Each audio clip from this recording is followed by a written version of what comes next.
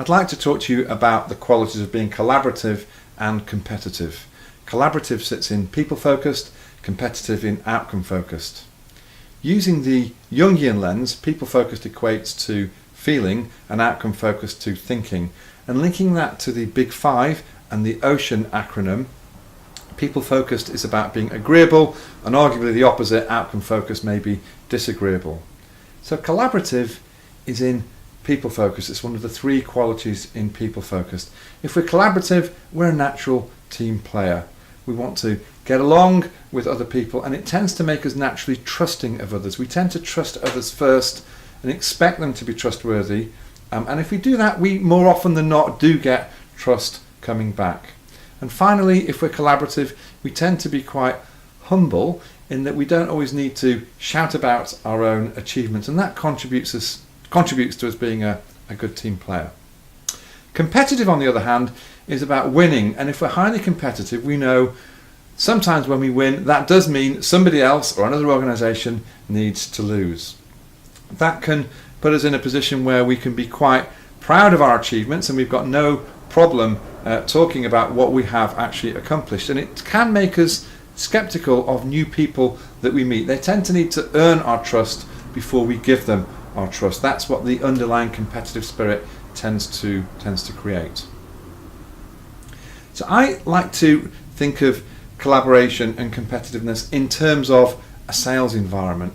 Really effective sales teams have got salespeople who have got that competitive streak. That means they want to win out, they want to make the sale, and they are quite proud and clear of where they're at against their sales targets, and you do need that competitive spirit often to be successful in sales. But on the other hand, you also need to be collaborative.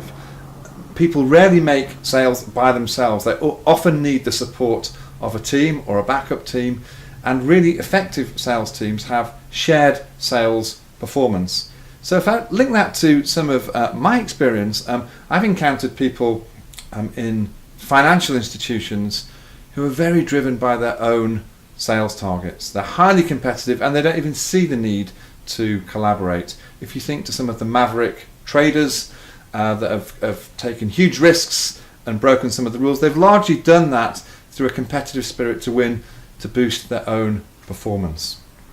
But ideally what we're looking for is an integration of collaboration and competitiveness. If we can be highly competitive towards a common enemy or towards the market and a competitor, but actually collaborate with the people we directly work with, that tends to get the best performance.